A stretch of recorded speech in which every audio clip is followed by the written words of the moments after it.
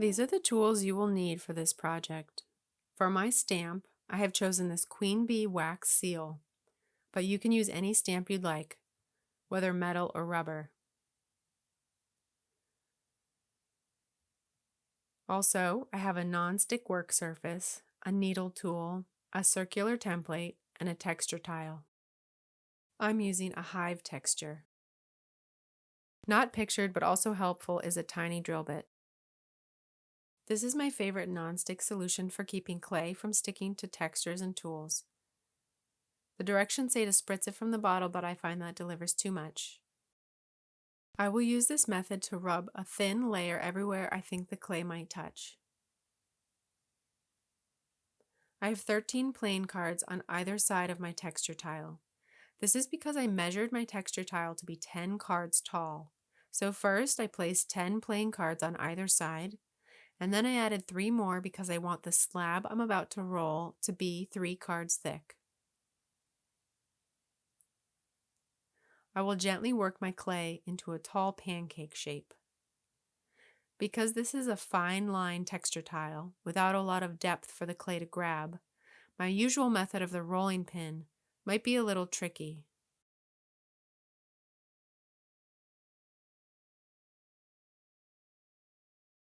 Instead, I will lay a clear plastic bag over my clay and press downward with my acrylic roller until the clay stops spreading.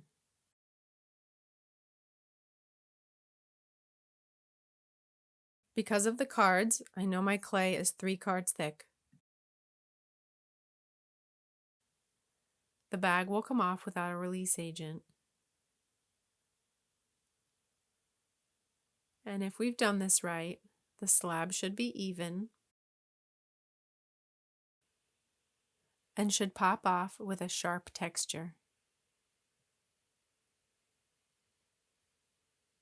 I will leave this to air dry for a few minutes so I don't damage the texture in the next step. Now I need to figure out what size template to use. I want to cut a circle that's a little smaller than the width of my stamp. Too small. Looks right. Too big. So I will choose 7/8 of an inch for my stamp. I will place the template exactly where I want to cut my hole, which is evenly centered between the sides and slightly into the lower half of the pendant. Once it's just right, I'm pressing gently but firmly enough that the template will not slide when I begin to cut with my needle tool.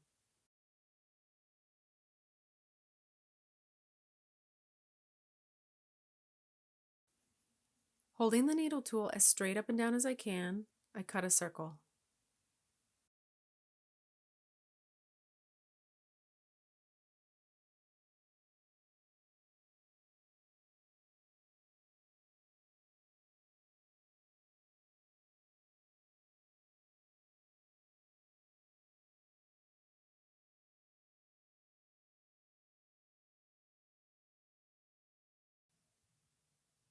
If I've missed something in the trimming, I can go back, pressing firmly enough that the template won't slide again, and take out any excess.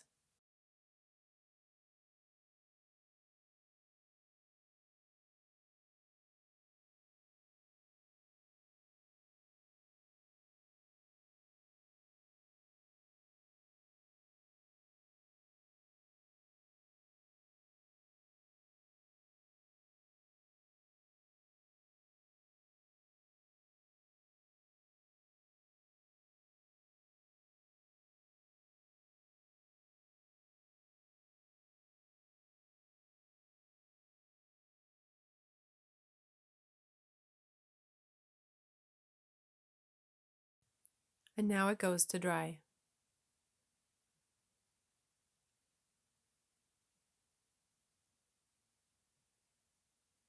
Now we will be making the bee. I will roll my clay into a ball.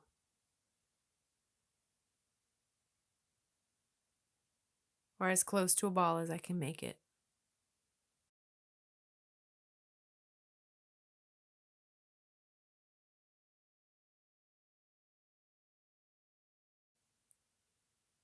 I will treat my stamp with the anti-stick solution, again using the straw applicator.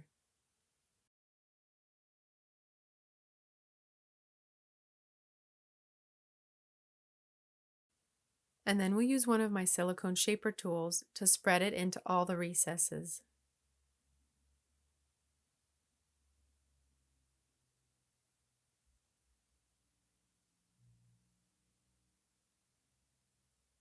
Next, for the stamping part, I like to scoot my chair back so I can watch the clay be pressed.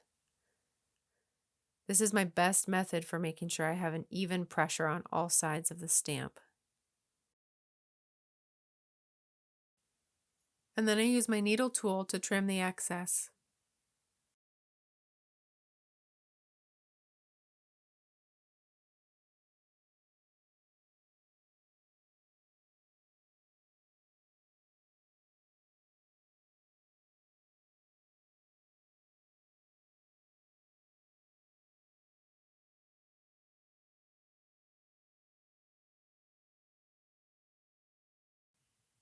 I will loosen from the edges first,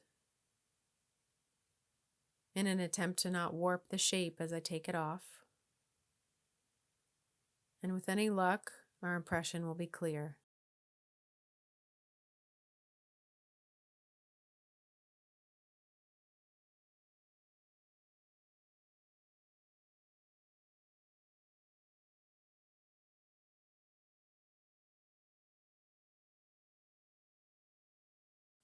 Now I have the two elements that I'm going to join, my image and the frame.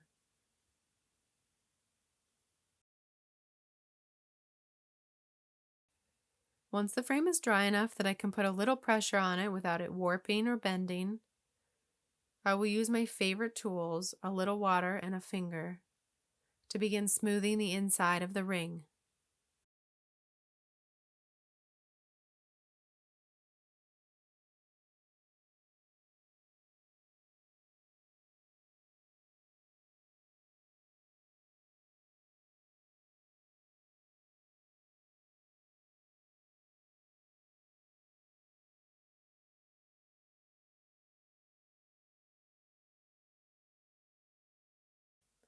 And now the piece is beginning to take shape.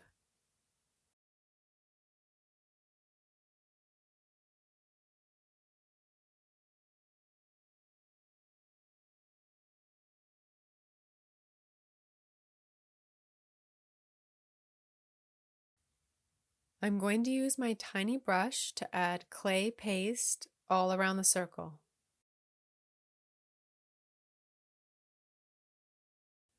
This doesn't have to look tidy, but I'm going to try to be as consistent as possible.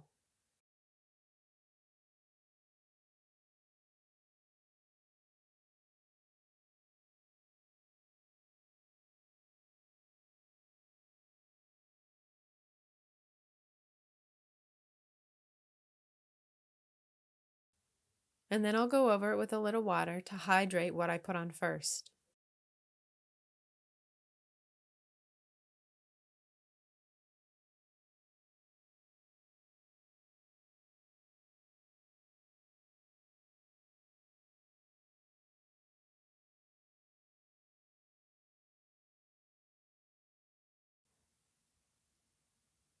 And while it is so fresh, I will place them gently together and make sure it's where I'd like it to be before using my acrylic roller to firmly press it into place.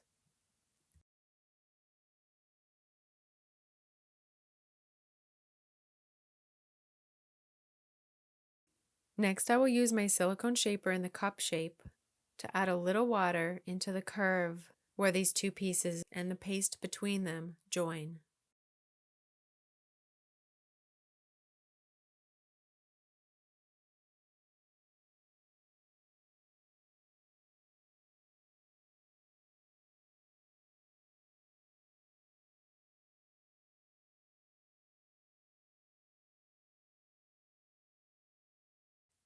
If I had a lot of overflow paste oozing out, I might elect to use my tiny brush and a little bit of water to do some heavier smoothing of the seam.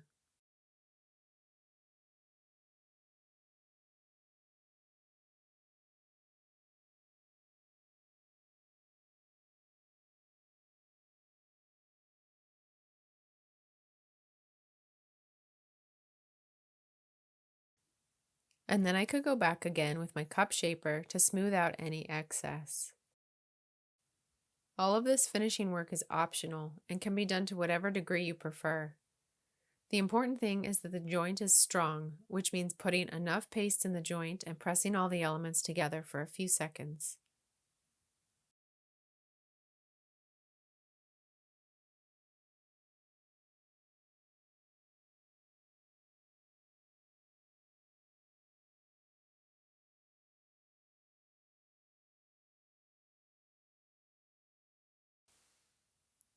Now we are going to add the hole, and I'm going to do it from the back so the piece is supported.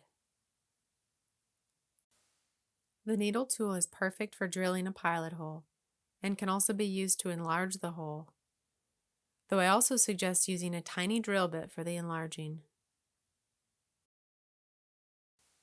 which would look like this.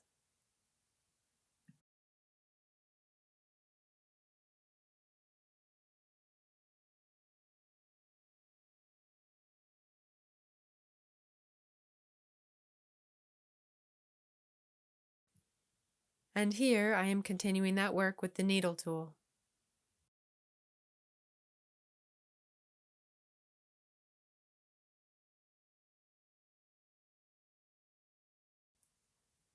The important thing is to make your hole large enough to accommodate the jump ring you will be using, accounting for shrinkage of approximately 20%. This is a bee and hive piece I have already made and is dried. So I can show you the next step, which is using my green sanding pad, the gentlest level, to take the edge down around the frame to make sure that it is not sharp.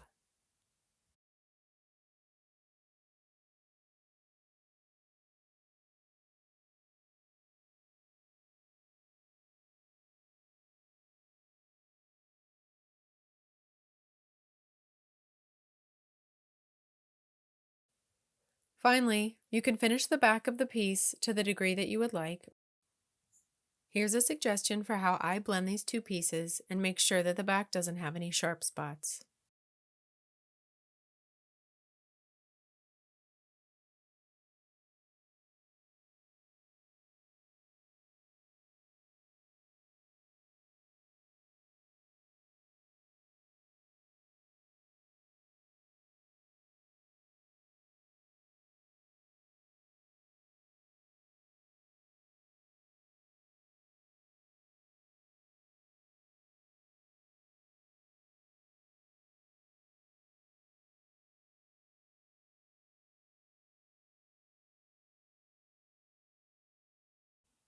One final step is to make sure that there's no rough area around the hole. So I'm going to again use my gentlest sanding pad and just smooth that area.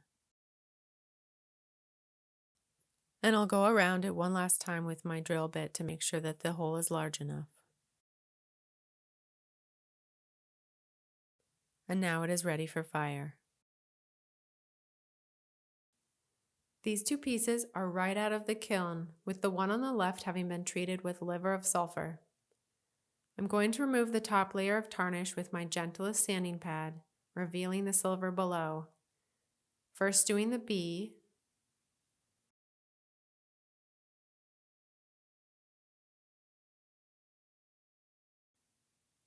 and then working on the delicate hive pattern.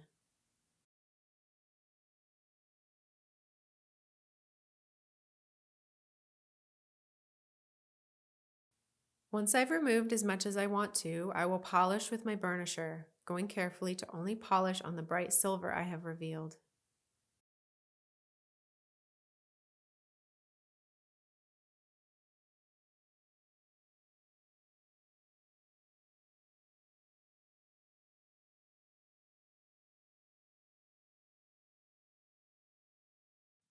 Turning it here so I can apply pressure evenly.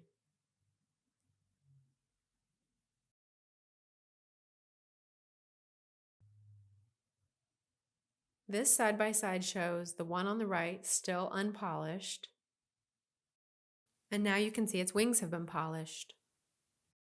Two treatments of the same design.